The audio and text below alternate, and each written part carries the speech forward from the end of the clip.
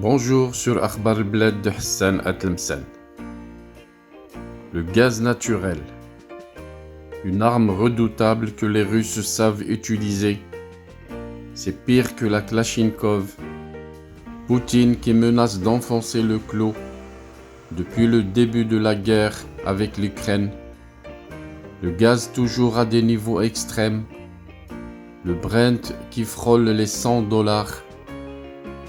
Les prix du gaz naturel qui évoluaient toujours à des niveaux très hauts mardi, poussés par la perspective d'une interruption momentanée des livraisons de gaz russe via le Nord Stream 1, alimentant les inquiétudes quant à l'état de l'économie internationale.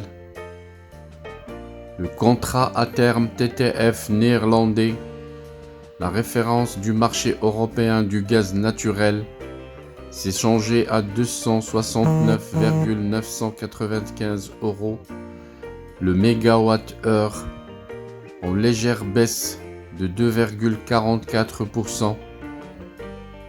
La veille, le TTF avait culminé à 295 € le mégawatt-heure.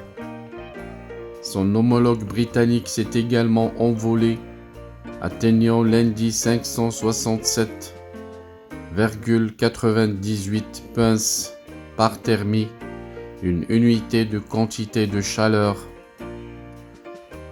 De tels prix n'avaient plus été observés depuis mars,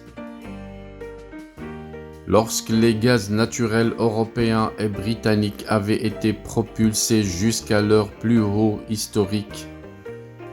L'inflation au Royaume-Uni pourrait d'ailleurs atteindre 18,6% début 2023 en raison de la flambée attendue des factures d'énergie, alimentées par les prix extrêmes du gaz. Selon une étude de la banque américaine Citi,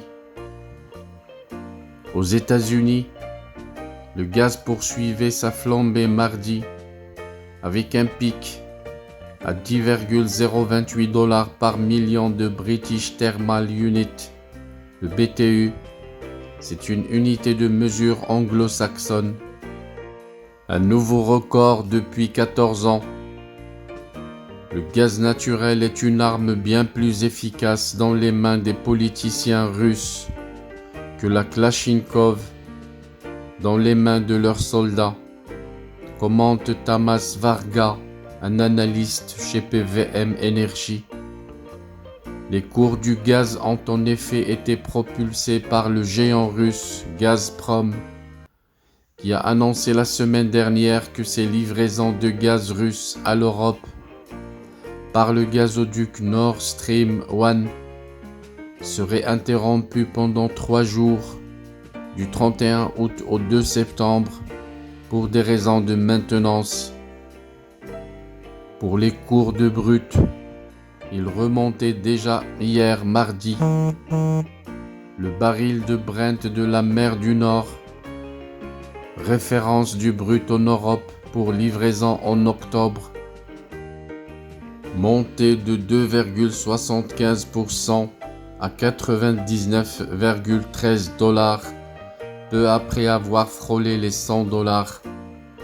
Le baril de West Texas Intermediate WTI américain pour livraison le même mois, dont c'est le premier jour d'utilisation comme contrat de référence, prenait quant à lui 3,21% à 93,26 $.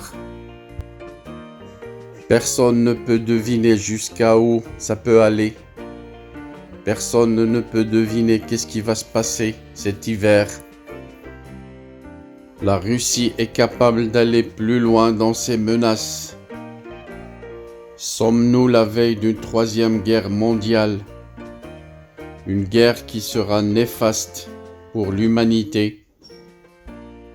Sommes-nous en tant qu'État, en tant que citoyens, prêts à affronter les conséquences? Sommes-nous préparés à une guerre? Une guerre que seuls les pays préparés, seuls les pays qui ont des réserves Les pays qui ont une autosuffisance peuvent sortir sains et saufs de cette guerre. Une autosuffisance pas uniquement énergétique, mais surtout alimentaire.